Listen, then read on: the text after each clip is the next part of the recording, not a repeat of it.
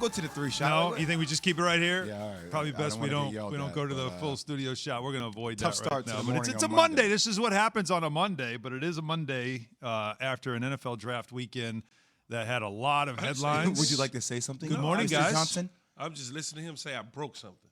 Well, you touched it. Yeah. You know, don't if you touched it, you broke it. This is why we can't have nice things. Now I didn't. First of all, I didn't break it. Second of all, I touched it when it was already broke. It's not even broke. It's technical difficulties at this point in time, and they've got to fix them. And we'll just keep it right here on the 3 box right now as you're watching on ESPN. So how was your weekend?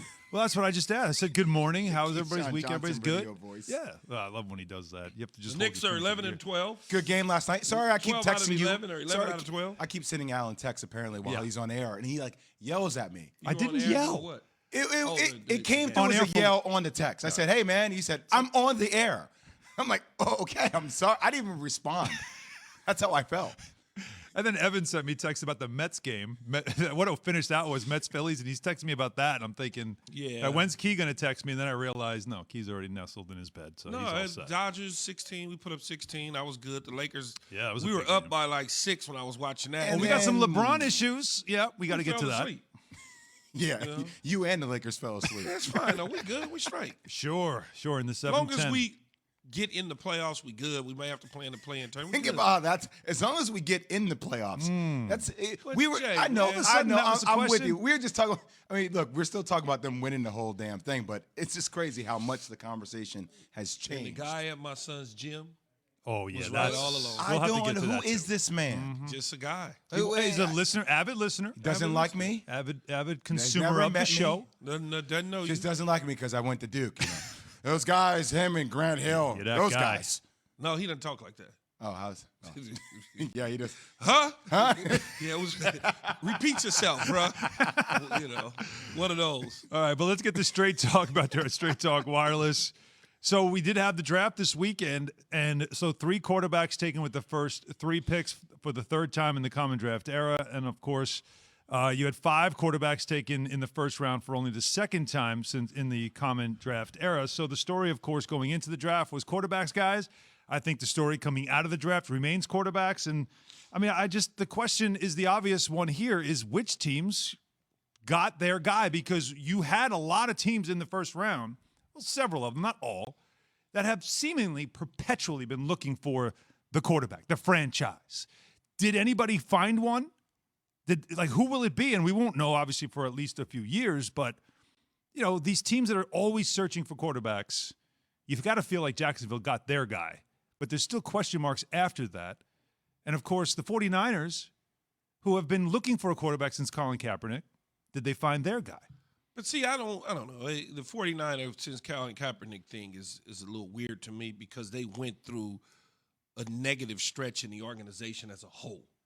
That's usually what happens when you're trying to find a quarterback. No, but it was bad. The coaches, Chip Kelly, Tom Sula. Yeah. That was just a bad couple years for them. Mm-hmm. But I think Chicago's got theirs. I really do. I like Justin Fields. I like his attitude. I just like his approach. Bears obviously trading up to get him, an aggressive move. Jacksonville's whatever it is. I mean, whoever goes there, whoever would have gone there. But what's your confidence level in Trevor Lawrence? In Trevor Lawrence having the success to allow the Jacksonville Jaguars to look back on this draft and say, that's the day our franchise changed. It's going to take a minute because what you got to understand, and not you, but people in general, is when you look at college football and you look at Clemson in particular, everybody at Clemson can go, like really. Mm-hmm. And you would think in the pros, these guys are pros, so everybody should be up there at the top of the top, so they all should be able to go. It's not the same.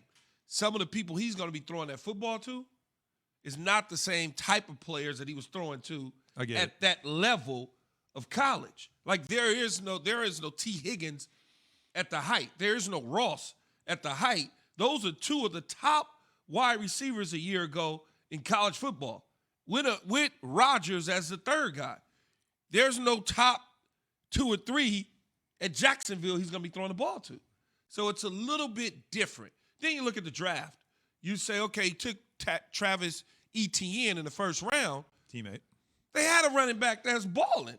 So why did you, and on top of that, you got 2 backs in Carlos Hyde already there, and then you selected a 3rd back in ETN.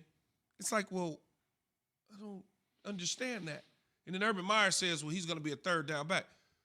3rd down backs in the league are backs that pick up blitz coverage to protect people. And every now and then and that's they not what leak he out. is. Yeah. So it's like, Yeah. they already started off with me thinking like, okay, I don't think Urban really gets it. All right. Well, from Chicago's perspective, Jay, did they get their guy that we look back on this draft and say that's where things changed? That's where things turned for the Bears, who have also been perpetually looking for a quarterback. Mel Kiper, Matt Miller, 2 people I really trust, experts in the scouting division, had Justin Fields their 2nd-ranked quarterback.